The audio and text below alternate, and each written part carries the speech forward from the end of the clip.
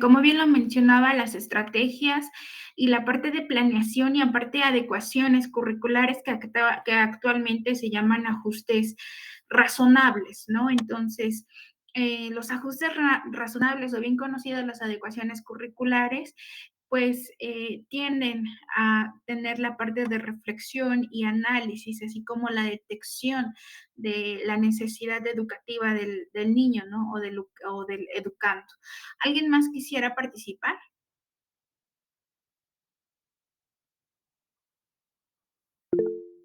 Mauro, ¿lo escucho? Buenas noches, maestra. Eh, yo pienso que como docentes eh, sería una oportunidad eh, para poder aprender como docentes, aprender algo nuevo, ¿no? Es la forma de incluir a otros niños con ese tipo de discapacidades. Entonces a nosotros como docentes se nos abriría un panorama más amplio de cómo poder apoyar a esos niños, ¿no? Sí, exactamente. Y qué bueno que haces mención sobre el término de inclusión e integración que más adelante vamos a ver y que como bien lo mencionabas, cómo es que yo como docente para empezar, cómo es que voy a realizar mis estrategias o a implementar estrategias para la aceptación de estas personas con discapacidad, ¿no? Para estas personas que presentan alguna necesidad educativa especial. Y a eso voy a presentar lo que es la diapositiva. Por favor, ustedes me dicen si se ve. ¿Ya alcanzamos a ver? No, maestra, no se mira. Ya se Ay, ya empezó se a empezó a proyectar, mirar. maestra. Ah, Gracias. ok, de nada.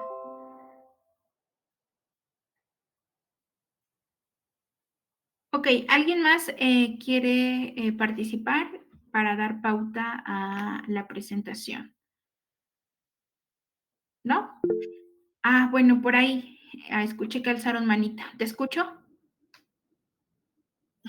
Bueno, a mí lo que me gustó del video fue que como docentes tenemos que hacer las cosas con afecto, porque si no estamos encariñados con nuestro trabajo, pues no lo vamos a poder desempeñar bien. Y el saber los derechos de los niños aquí especiales, pues es muy importante conocer los derechos de ellos y hasta dónde podemos llegar nosotros pues para desempeñar una buena labor docente y poder hacer las estrategias correctas para cada niño y poderlos incluir en una educación normal. Sí, exactamente. La empatía que podemos generar como docentes hacia tus alumnos, hacia para con los alumnos, es importante. En muchas ocasiones, hasta con un simple palabra, por ejemplo, de bien hecho, eh, felicidades, lo hiciste muy bien, con eso podemos mejorar el autoestima y como sabemos, la parte emocional en educación juega un papel súper importante. No sabemos cómo es que el chico viva en casa o la situación familiar que tenga y ya bastante tiene a la mejor en casa como para llegar al aula y nosotros como docentes no generar la empatía adecuada y de esta manera poder generar aprendizaje, ¿no? Que no se genera aprendizaje. Entonces, vamos a comenzar con el tema que es estrategias de intervención para la inclusión educativa de personas con discapacidad. FOPSIDE, Formación en Psicología y Derecho, presenta. Entonces, actividad de inicio, que fue nuestro video de activación de conocimientos, ¿no? En realidad, pasamos a esta frase que me encanta y es volver a resaltar y entender que estamos aquí para reflexionar sobre el proyecto de sociedad hacia el que quisiéramos avanzar y en consonancia sobre la escuela que para ello necesitamos. Y aquí yo hago la pregunta, ¿qué escuela necesitamos? ¿Qué clase de agentes de socialización, por ejemplo, como es la familia, como son los docentes, como son los alumnos, necesitamos para generar una escuela que responda ante las características y necesidades de cada uno de nosotros. ¿Qué creen que, cuál sería nuestra escuela ideal que podríamos necesitar para generar inclusión educativa, para generar la inclusión educativa? ¿Alguien quisiera participar?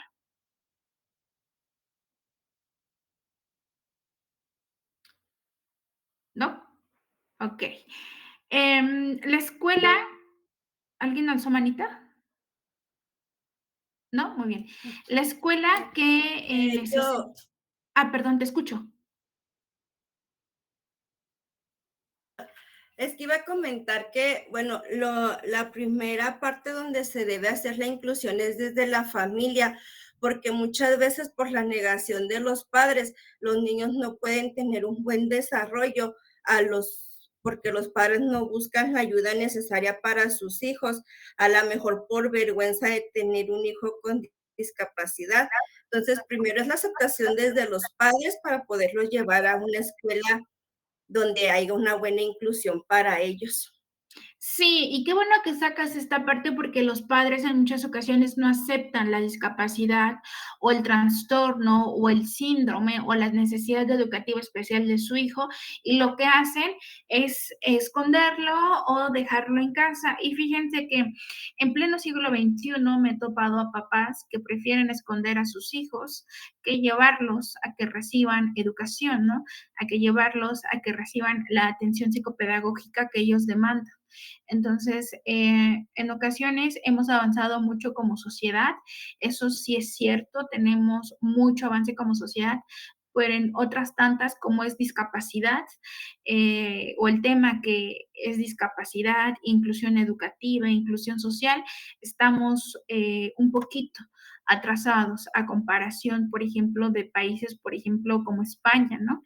Que España es pionero en la parte de inclusión educativa, que por cierto, nosotros venimos y tenemos algunos ideales, por ejemplo, algunos documentos que son de España. Más adelantito en la presentación se los voy a brindar para que puedan tener este conocimiento. Entonces, sí necesitamos la aceptación de los padres de familia.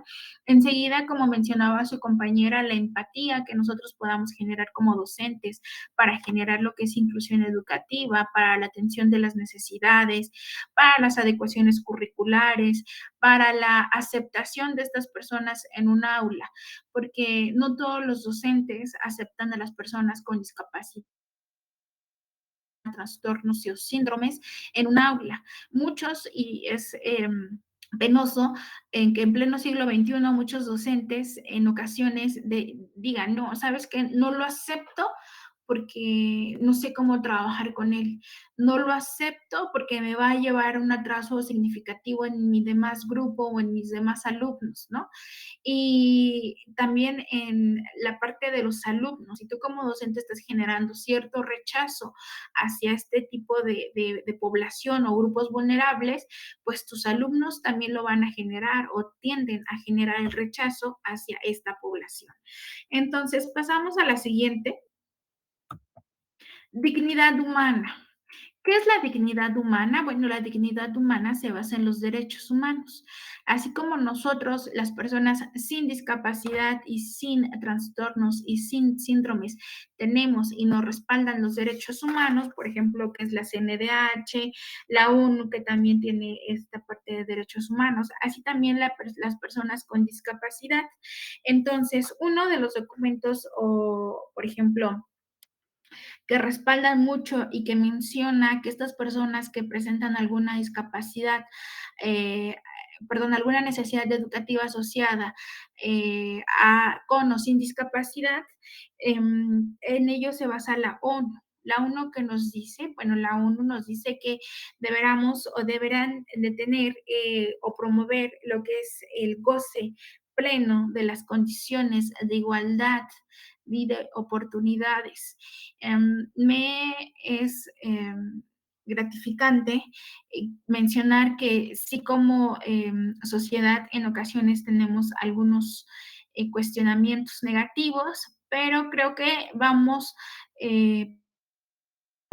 en cuanto a la sensibilización que se empieza a hacer desde los más chicos. Por ahí escuché una manita o algún comentario, ¿quién era? Sí, sí, maestra, no están avanzando sus diapositivas. Está en la principal.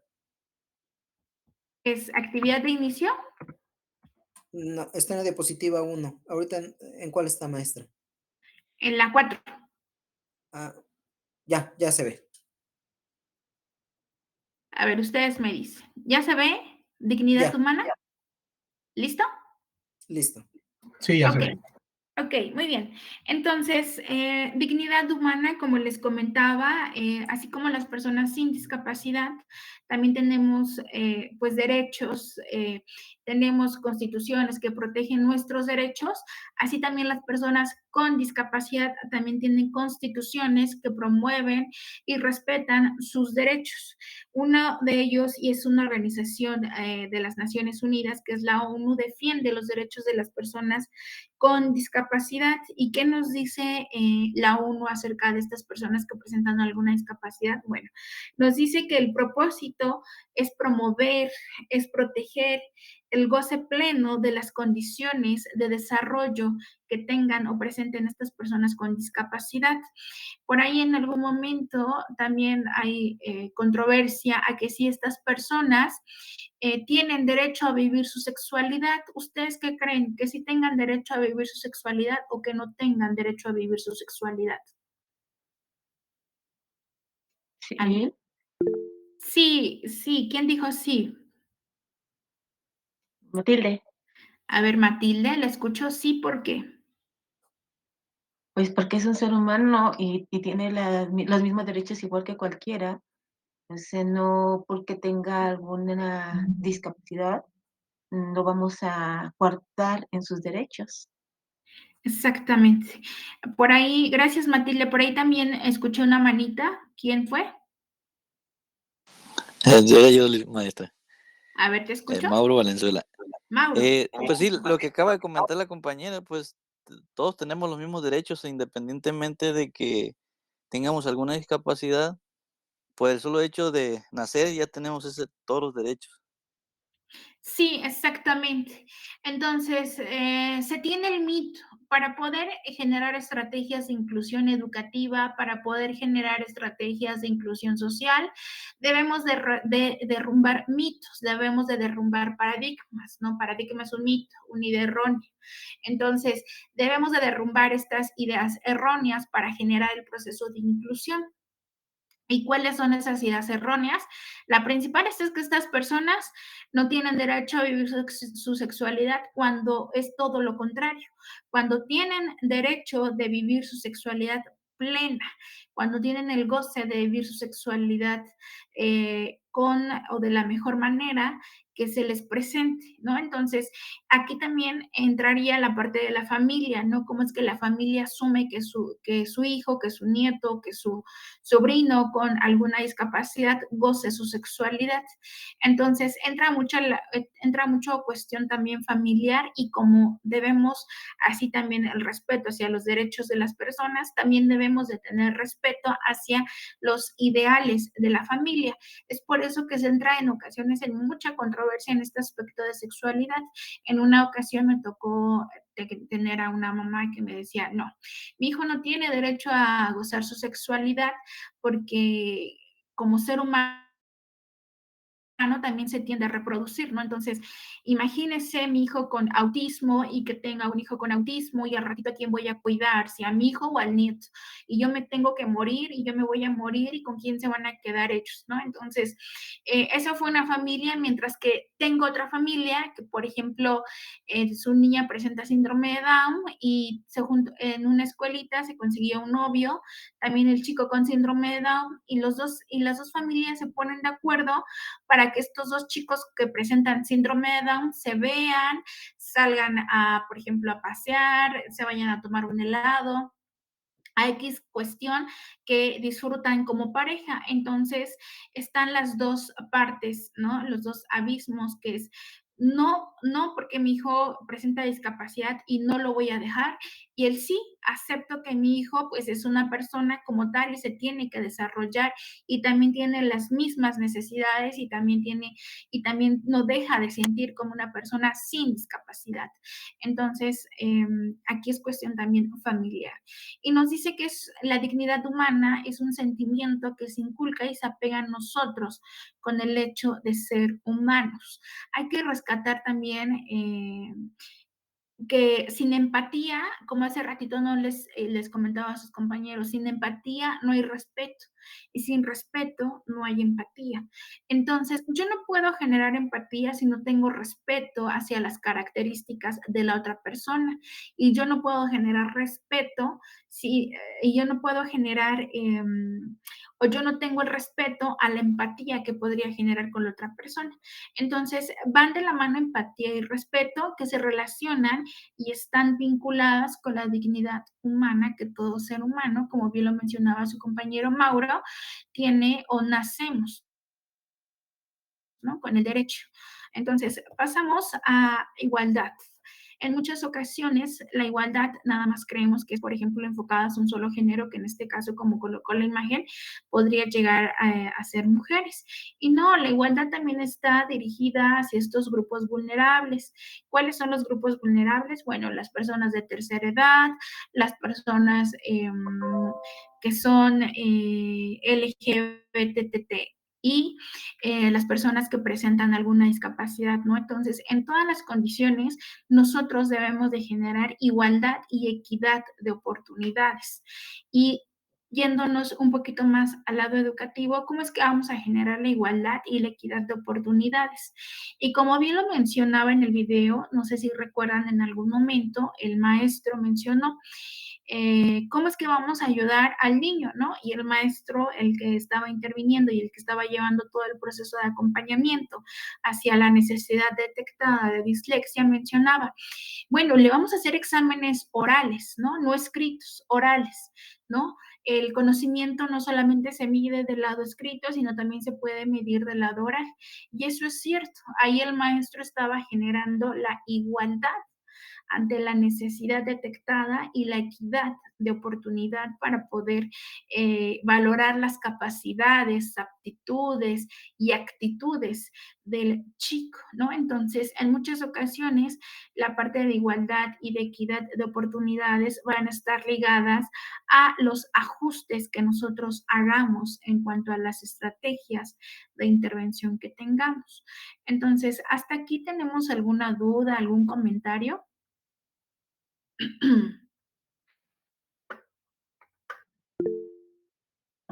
Alzaron manita, por ahí los escucho. Soy Mauro, maestra. Dime, Mauro. Creo que aquí es importante, maestra, que el docente tenga la, ¿cómo se puede decir? El deseo de apoyar a ese tipo eh, a ese tipo de, más que nada manejar ese tipo de problemas que se presentan en las aulas, ¿no? Porque sí es importante que el maestro se capacite, independientemente de que tenga o no tenga de ese tipo de niños. Sí, exactamente. Entonces, aquí también va gran parte de la convicción del docente y la parte de capacitación del docente que tenga. Por ejemplo, hay muchos docentes que todavía me encuentro en donde dicen,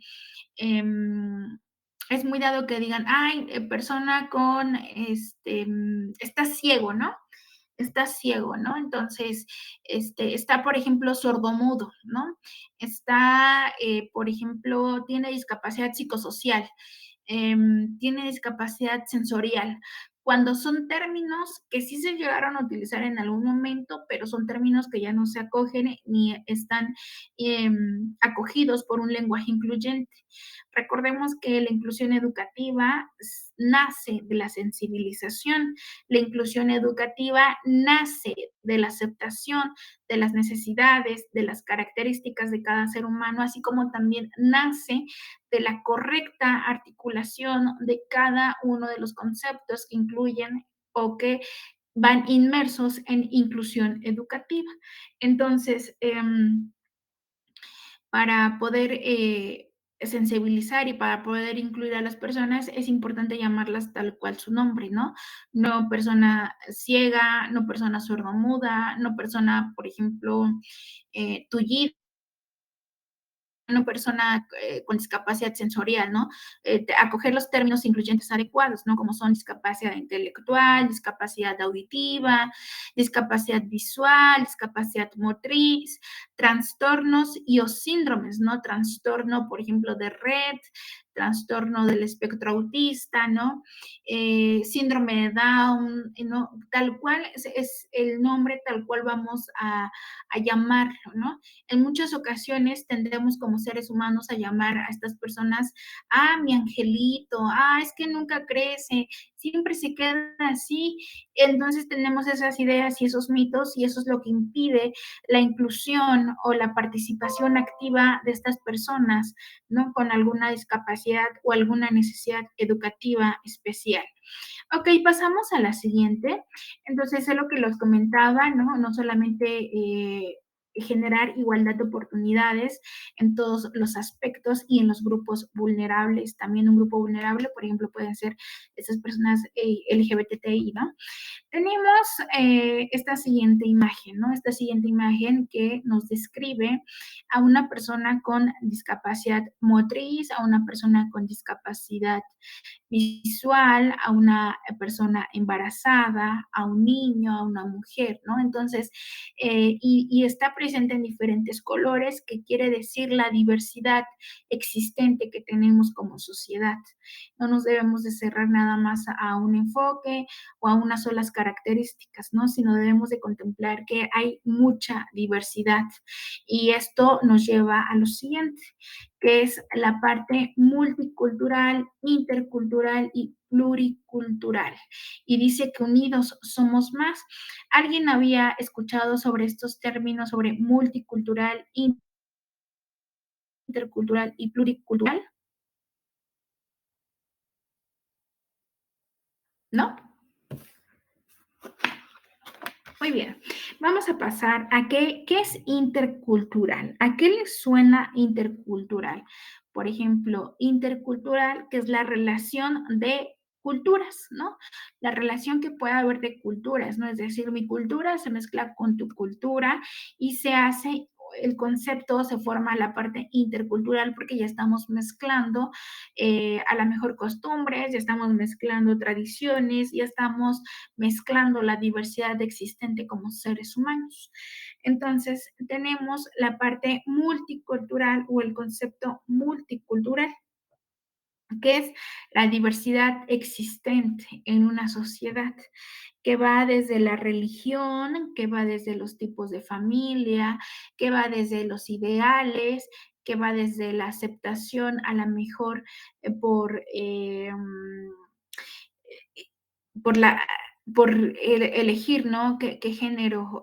Si, por ejemplo, soy heterosexual, si soy homosexual, ¿no? Entonces, a la elección de cada uno de identificación de su personalidad, por ejemplo. Entonces, pluricultural, esto se refiere a la combinación de costumbres y tradiciones que existen, derivadas de la interculturalidad. Entonces, ¿cómo es que nos mezclamos o cómo es que se dan estos conceptos? Intercultural da pauta a lo multicultural y lo multicultural da pauta a la pluricultural, es decir, de lo macro, que es lo intercultural, a lo micro, que es lo pluricultural, es decir, desde una masa grande hasta llegar a lo más pequeño. Y nos junta y nos dice que somos unos seres humanos que a pesar de que tenemos diferente color de piel, que tenemos diferentes costumbres, que tenemos diferentes ideologías, como seres humanos nos debemos de respetar, generar empatía y por ahí algún autor mencionaba que es Gunther, que es el padre de la psicología, que es el amor hacia el prójimo y la dualidad que nos menciona René Descartes, por ejemplo, que es el ser conjunto, ¿no? El cuerpo y el espíritu. Entonces, esto significa que como seres humanos sí debemos de tener tantito amor al prójimo para poder generar empatía y respeto hacia las cuestiones diversas que podemos encontrar en los seres humanos. Entonces, ¿tenemos dudas y comentarios hasta acá, chicos?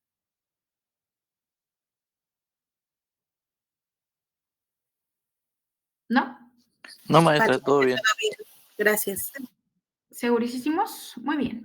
Entonces, pasamos con equidad, que es el generar las mismas oportunidades de acceso, de permanencia, de egreso, de ingreso hacia los diferentes niveles educativos. Y las mismas igualdad de oportunidades o las mismas oportunidades en cuanto a estos aspectos de egreso, permanencia, ingreso y que se dan en el ámbito educativo, en muchas ocasiones no las tenemos. Vámonos a una sierra, por ejemplo. En una sierra no es la misma oportunidad de ingreso a una primaria que en una ciudad. ¿Por qué no son las mismas condiciones de ingreso a una primaria? Porque a lo mejor la mamá tiene en una sierra, ¿no? Apenas un nivel socioeconómico en donde le permite, dirían ahí, ir al día, ¿no? Entonces, una primaria, por ejemplo, ¿qué tal el maestro algún día, no? No tiene la parte de empatía y nos demanda traer una cartulina. Entonces nos demanda traer una cartulina y lógico, la mamá va a preferir a lo mejor comprar las tortillas que comprar la cartulina. Entonces ahí ya estamos o no se tienen las mismas oportunidades de ingreso ni de permanencia. Nos lleva la cartulina a lo mejor el niño y no hace el trabajo en la clase, lo que afecta su aprendizaje, ¿no? Y a lo mejor en una ciudad el maestro le pide al niño lleva una cartulina, ¿no? Y el niño la lleva sin problema alguno. Bueno, pues ahí ya no estamos teniendo las mismas oportunidades porque mientras uno no puede llevar la cartulina, el otro lo lleva, mientras que uno asegura su aprendizaje significativo, el otro no estaría generando aprendizaje. Eso hablando de dos contextos completamente diferentes. Hablando de contextos, por ejemplo, en una sola escuela, ¿cómo es que ustedes podrían imaginar que no se podrían dar las mismas condiciones e igualdad de oportunidades en los alumnos? ¿Alguien? ¿Podría ser una de ellas, maestra, el nivel socioeconómico de la familia? Sí, exactamente, el nivel socioeconómico de la familia. El nivel socioeconómico tiene mucho que ver en la parte de ingreso, egreso y permanencia de los jóvenes a una educación básica, ¿no? Muchas, o la deserción escolar o el abandono escolar están muy ligados a la parte socioeconómica también de los contextos en donde se desarrollan los sujetos, a la parte de la comprensión de la diversidad existente, a la parte de la falta de intervención psicopedagógica que pueden llegar a presentar, ¿no? Los alumnos que tienen este diagnóstico de discapacidad o necesidades educativas especiales. Entonces, sí, la parte socioeconómica juega un papel fundamental para que un niño pueda concluir o no su primaria exitosamente. Entonces, pasamos a la siguiente. ¿Tenemos dudas o comentarios? No, maestra. Ok. Justicia social. ¿Qué es la justicia social y qué debemos o podemos hacer para llevar a cabo la justicia social? ¿A qué le suena justicia social?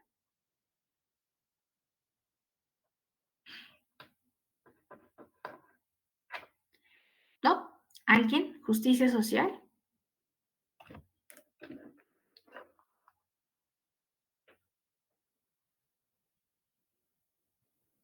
¿No? ¿Ninguna? ¿Justicia social? ¿No?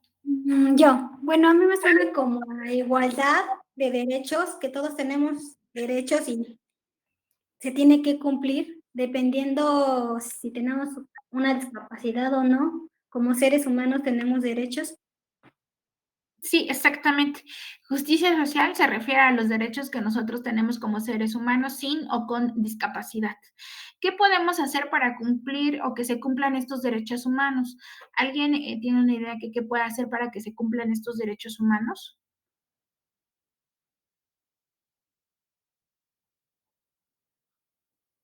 Bueno, principalmente, maestra, cuando no se nos proporcionan esos derechos, hacer reconocimiento a la autoridad, ¿no? En primer lugar, al Estado en este caso. Ok. Sí, pero tú como, por ejemplo, como docente, imaginemos que estamos en un aula, como docente, ¿qué puedes hacer, no? Para que se cumpla, por ejemplo, el derecho de que todos y todas tenemos y debemos de recibir la misma educación. Pues como docentes tenemos que ver principalmente cuáles son las necesidades que tienen los alumnos y en base a eso ver qué es lo que hace falta en nuestra aula como docentes y hacérselo del conocimiento, ya sea al director de la escuela o en el caso de que se necesitara otra cosa, hacer el conocimiento a los padres en este caso. Sí, exactamente. Como docente debemos de detectar las necesidades, atacar la necesidad y llevar a cabo estrategias, ¿no?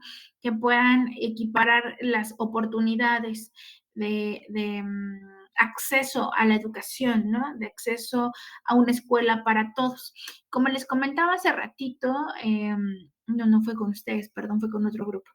Les comentaba unos compañeritos que tenemos por ahí, a unos alumnos que tengo, que, por ejemplo, Puebla está apostando para la escuela para todos y para todas. Entonces, Puebla, o lo que es el estado de Puebla, está lanzando campañas, ¿no? De si conoces a alguna persona con discapacidad visual, intelectual, motriz, auditiva, acércate a los centros de atención múltiple para que puedas conocer los requisitos, ¿no? Por ejemplo. Entonces, está lanzando y está reconociendo que las personas deben de tener educación y que cuando esta se lleva a cabo, estamos llevando a cabo el acto de justicia social, estamos llevando la acción de justicia social porque estamos respetando los derechos y la participación activa de estas personas en nuestra sociedad. Aquí vienen los términos de integración y de inclusión educativa. En algún momento me llegaron a mencionar que primero se tiene que dar inclusión educativa y después integración educativa. Y es completamente al revés. Primero se va a generar el término de integración educativa y enseguida inclusión educativa. ¿Qué es integración educativa? Bueno, vamos a irnos un poquito a la ejemplificación.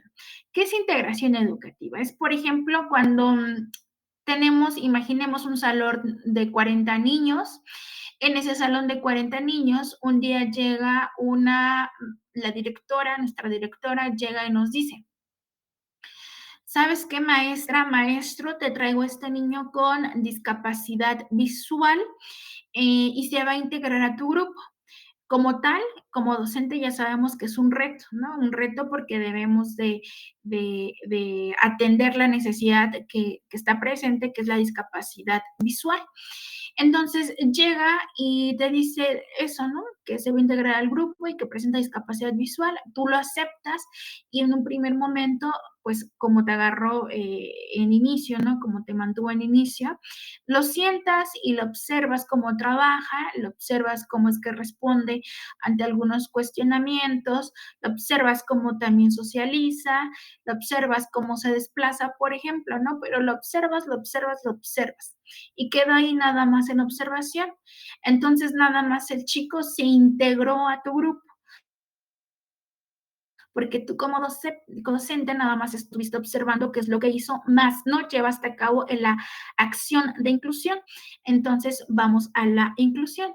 Entonces, llega el chico con discapacidad visual, como docente lo observas, cómo socializa, cómo aprende, sus estilos, su ritmo de aprendizaje, y dices como docente, ya tengo estrategias para que este niño pueda alcanzar la competencia o el aprendizaje esperado que yo tengo planteado en mi planeación.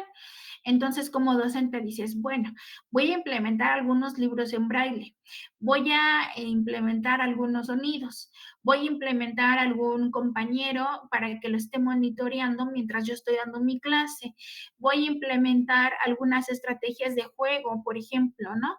Voy a implementar algunas estrategias lúdicas, voy a implementar algunas estrategias en donde tenga que yo aprender el braille, ¿no? Como docente, y lo bien mencionaba Mauro, como docente me tengo que capacitar para que pueda implementar, ¿no?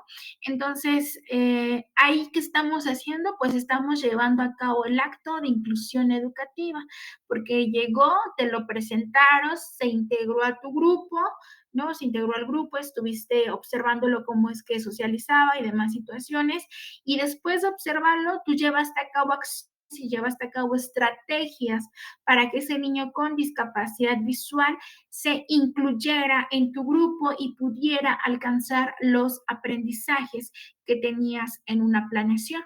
Entonces, con esto me estoy dando a entender la diferencia entre integración e inclusión educativa.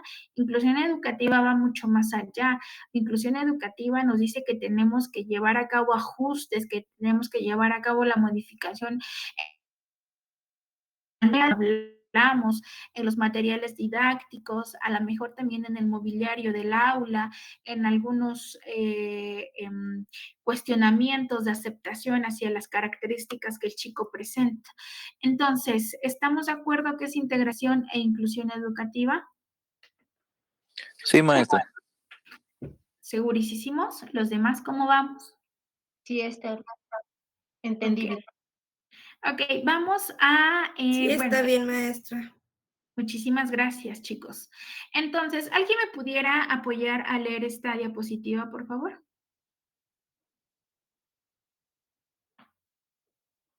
Yo, si quiere. A ver, ¿la escucho? Bueno, si queremos una sociedad más incluyente, con mayor equidad, entonces, sí, el desafío fundamental consiste en construir sociedades más inclusivas, justas e igualitarias. Entonces, debemos hacerlo a través del desarrollo de sistemas educativos de calidad, más inclusivos y más sensibles a la enorme diversidad de las necesidades de aprendizaje que, no se alcanza a leer, A lo a lo largo. largo de toda la vida. Y bueno, Matsuri, ¿tá? De Ok. 2008. Muy bien, exactamente como lo menciona este exdirector general de la UNESCO, para poder generar una inclusión no solo educativa, vuelvo a lo mismo, social y arquitectónica, en todos los aspectos que menciona inclusión, debemos de generar seres sensibles. ¿Cómo es que vamos a generar seres sensibles? Bueno, aceptando los términos, cómo es que se mencionan, aceptando que las personas somos diferentes. Por ejemplo, no sé de qué estados tengamos o de qué parte de Puebla sean, pero aquí en Puebla están los ambulantes y aquí en Puebla tenemos unas guías para las personas con discapacidad visual. Entonces, es lastimoso, es penoso ver en algunas cuestiones que la persona con discapacidad visual va sobre su guía, ¿no? Y tú la ves con el bastón y va sobre su bastón y va sobre su guía y tú la ves a la persona que camina súper bien y va súper bien, ¿no? Y cuando menos sentimos, ya está un ambulante en media guía, ¿no? Y ya la persona con discapacidad visual se topa con el ambulante. Si bien le va, es un ambulante que a lo mejor es sensible y lo ayuda, pero me ha tocado ver a otros ambulantes que hasta se enojan porque les golpean la mercancía cuando ellos están invadiendo el espacio vital de esta persona con discapacidad visual, ¿no? Y ya tenemos que a lo mejor del bastonazo hacia la mercancía o hacia otra persona y pues ya tenemos que a lo mejor se ganen palabras o malos entendidos por ahí. Entonces, ¿cómo es que nosotros podríamos cambiar estas acciones de ponernos las guías de los ambulantes, pues sensibilizando, en las guías de las personas con discapacidad visual, pues es sensibilizando a los ambulantes de la importancia del respeto hacia esas guías. Y vuelvo a lo mismo, sin respeto no hay empatía. Entonces, en estos ambulantes no hay empatía porque no están respetando las guías de las personas con discapacidad visual. Una estrategia fundamental para poder favorecer el concepto de inclusión, para favorecer la inclusión, es la sensibilización. La podemos llevar a cabo, por ejemplo, en talleres, en pláticas, en foros, planteando situaciones hipotéticas, llevando a cabo actividades dinámicas en donde, a ver, ¿tú qué harías si algún día llegas a perder la vista, ¿no? Y ya te imaginas, ya pones al chico a hacer actividades, por ejemplo, tapándolo los ojos y diciendo, no, pues ahora te toca ir hacia el baño, ¿no? A ver, ¿cómo es que, o qué estrategia, o cómo es que tú podrías ir al baño con los ojos tapados, ¿no? Y ya, esa es una actividad magnífica, por ejemplo.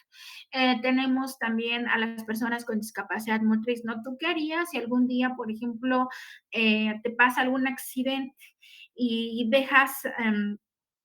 quedas, por ejemplo, o está tu vida, ¿no? En una silla de ruedas, ¿no? ¿Tú qué harías, no? Ponerte en el lado de la otra persona, ¿no? Y generar esta pregunta que es grandiosa, el ¿tú qué harías? Sí. Entonces, también hay que hacer consciente a las personas que ninguna persona está exenta de presentar en algún momento alguna discapacidad. Todos en algún momento de nuestra vida nos encontramos en riesgo latente de presentar alguna discapacidad o que por algún accidente se desarrolle, ¿no? Por ejemplo, se presente esta discapacidad. En algunas cuestiones es genética, en algunas cuestiones se presenta a lo largo y ancho de nuestra vida. Entonces, pasamos a la siguiente, que es la Declaración de Salamanca que les comentaba, que es de UNESCO. Entonces, esta Declaración de Salamanca nos menciona que es principio rector, ¿no? Atender y acoger a todos los niños, ¿no? Independientemente de las cuestiones físicas, intelectuales, sociales, emocionales, lingüísticas u otras, ¿no? Que se llegaran a presentar. Entonces, en esta declaración de Salamanca nos menciona que las escuelas tienden a educar y tienden a o deberán de favorecer en todas sus capacidades a aquellos niños que presentan discapacidades graves y o profundas. Esta declaración de Salamanca, déjenme que les paso como dato, fue eje fundamental de algunos documentos de educación especial aquí en México. Primero se realiza la declaración de Salamanca, enseguida se realiza un informe se llama informe de Warnock. Este informe también nos habla sobre la importancia del respeto hacia las personas que presentan alguna discapacidad, ¿no? Y enseguida México, con base a estos documentos, México lo acoge y realiza sus primeros documentos en relación a educación especial. Les recomiendo leer, por ejemplo, si queremos saber un poquito más sobre la historia de educación especial y de dónde parte el concepto de necesidades educativas especiales, de dónde parte el concepto también de discapacidad, cómo es que nos encontramos actualmente, por ejemplo, en México, en cuanto a los servicios de educación especial, en cuanto a los servicios que atienden a estas personas de discapacidad. El libro se llama Orientaciones Generales para el funcionamiento de los servicios de educación especial. Entonces, o bien conocido aquí en México como el libro morado. Es un libro también muy solicitado por aquellos que se dedican a la parte de educación especial. Es un libro de unas 300 hojas aproximadamente, pero está grandioso. Les recomiendo que lo lean desde el principio a fin y se van a empapar un poquito más de la importancia, ¿no? O de dónde vienen estos términos que nosotros tenemos actualmente y cómo es que se han modificado y cómo es que les digo que, por ejemplo, discapacidad sensorial, discapacidad psicosocial, discapacidad cognitiva, cómo se modificaron durante los tiempos y durante el tiempo hasta llegar al concepto de discapacidad intelectual, por ejemplo. Entonces, esta Declaración de Salamanca defiende que todo niño deberá de tener derecho a la educación sin importar, por ejemplo, lo que es etnia, lo que es cuestión cultural, lo que es cuestión religiosa, lo que es cuestión socioeconómica. Como docentes, como escuela, como Estado, como sistema educativo, estamos obligados a brindar una educación de excelencia y de calidad hacia este tipo de personas. ¿Tenemos alguna duda o comentario? No, maestra. Muy bien. Entonces, pasamos al artículo 24. Por ejemplo, el artículo 24 nos dice que el derecho a una educación inclusiva como referente. Y esto está o nace de la Convención sobre los Derechos de las Personas con Discapacidad. También les recomiendo que lean el artículo 41 y el artículo 43 de la Ley General de Educación. Estos artículos también nos hablan de la aceptación de las personas con discapacidad y el respeto hacia las personas con discapacidad. Entonces, este artículo 24, 41 y 43 de la Ley General de Educación, por si en algún momento tienen algún tiempecito, léanlo, es muy interesante, está chiquito, pero nos abarca mucho sobre este proceso de inclusión y del respeto hacia las personas con discapacidad. Entonces pasamos a la siguiente, que nos dice que el artículo 24, ¿alguien me puede leer qué dice el artículo 24?